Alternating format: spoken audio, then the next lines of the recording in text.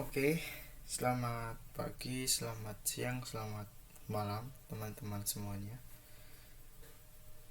Di sini saya akan mempresentasikan tentang cara menumbuhkan jiwa Pancasila dalam diri generasi milenial.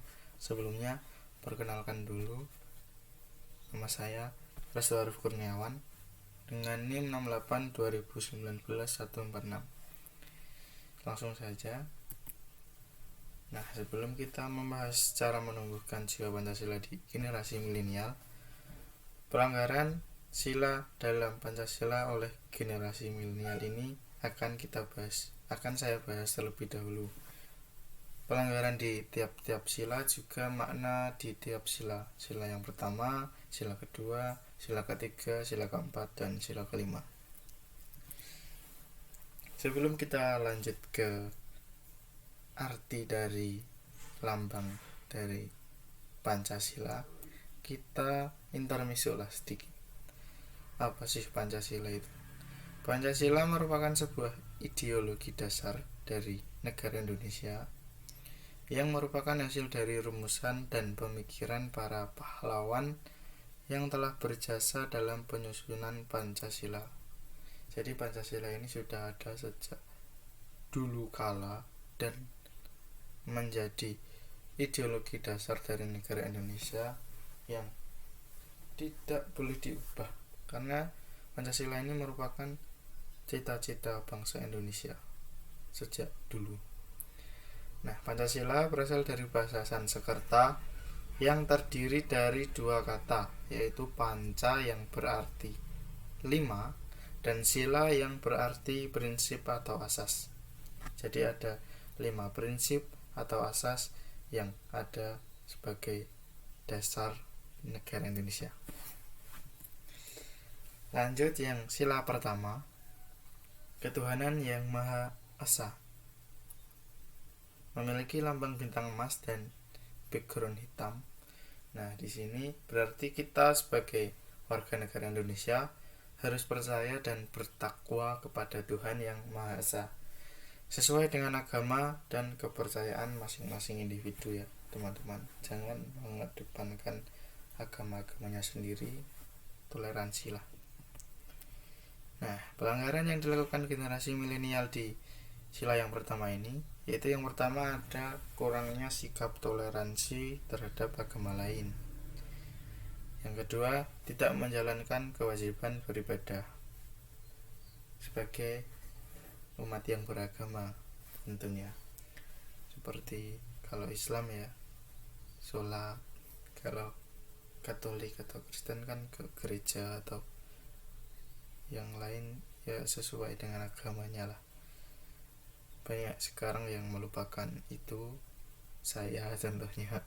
Saya juga sering lupa menunaikan ibadah sholat, parah.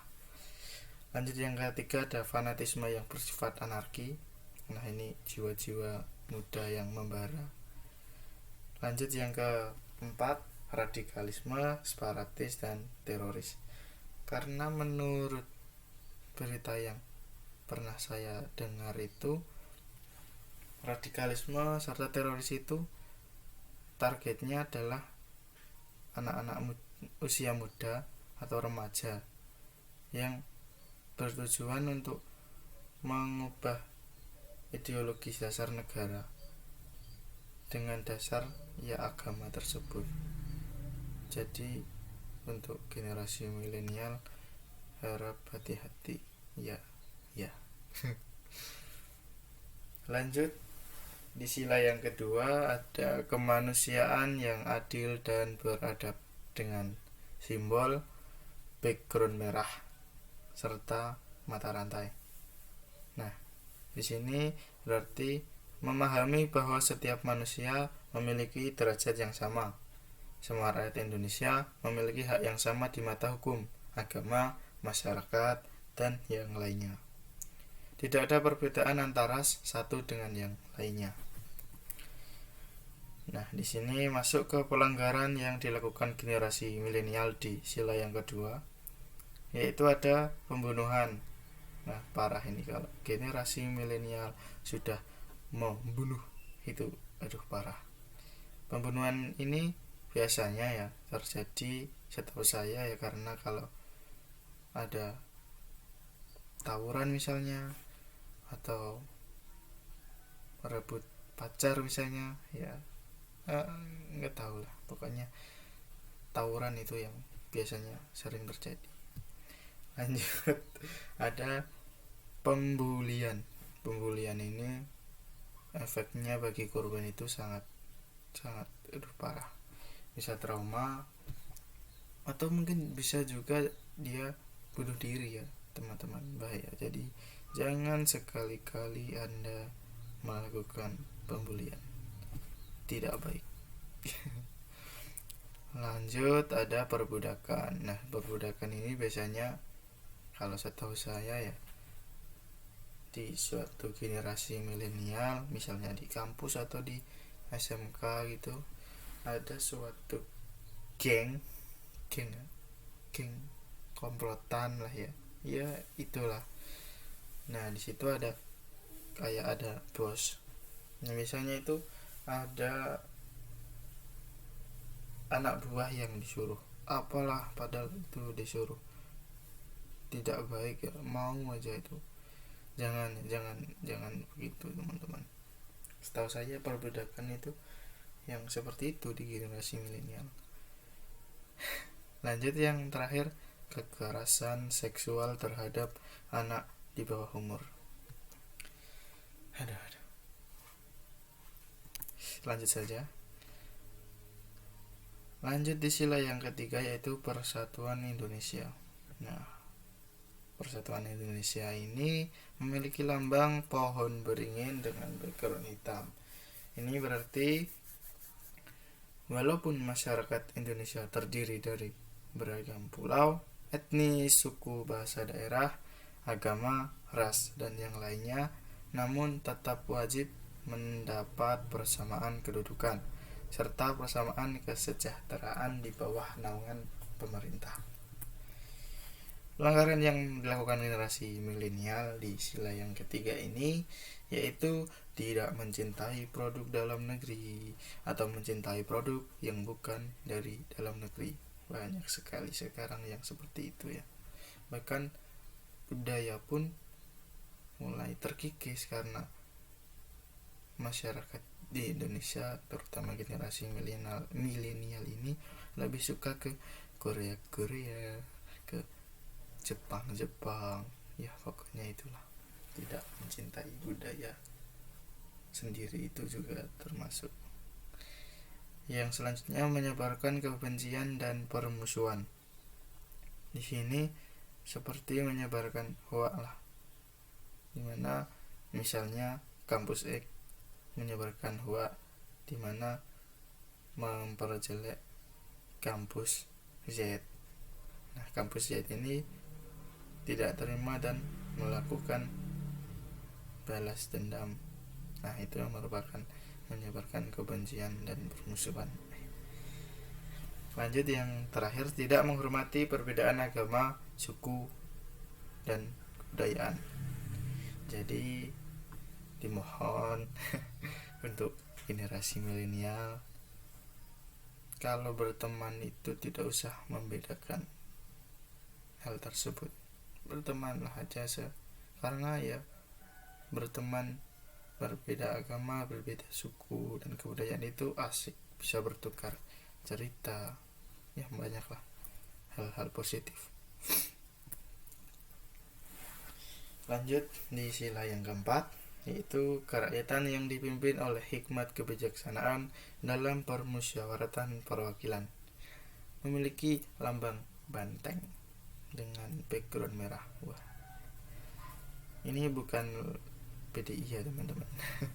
Ini lambang dari sila yang keempat, yaitu yang berarti sesungguhnya rakyat Indonesia merupakan pemegang kedaulatan tertinggi, kehidupan berbangsa dan bernegara dengan saling menghormati dan menghargai setiap keputusan yang telah ditentukan, mengutamakan prinsip musyawarah untuk mencari mufakat dan bertanggung jawab atas segala hasil yang terjadi. pelanggaran yang dilakukan generasi milenial di sila yang keempat ini, yaitu yang pertama, tidak menyelesaikan masalah bersama itu dengan musyawarah. Yang kedua, tidak ikut serta dalam pemilihan umum dengan hak yang diberikan. Ini untuk usianya yang sudah 17 tahun ke atas atau yang sudah memiliki kartu tanda penduduk ya teman-teman. Jadi kalau di daerah saya itu kalau sudah usia 17 tahun ke atas atau sudah memiliki KTP, itu saat pemilu akan diberikan hak untuk memilih, yang mana diberikan selembaran kertas berisi itu undangan untuk memilih, entah memilih bupati, gubernur, atau presiden mungkin, yaitu mungkin juga bukan cuma di daerah saya, mungkin di semua daerah Indonesia akan diberikan hak pilih untuk yang berusia 17 tahun ke atas atau sudah memiliki KTP. Jadi gunakan hak tersebut dengan baik, jangan golput. Yang ketiga, tidak menghormati keputusan hasil musyawarah karena bertentangan dengan pendapat. Ini juga sering terjadi kalau di lingkungan masyarakat, kalau ada kumpulan remaja misalnya. Nah, itu kan biasanya membahas atau rapat tentang misalnya tentang Sumpah Pemuda gitu ya.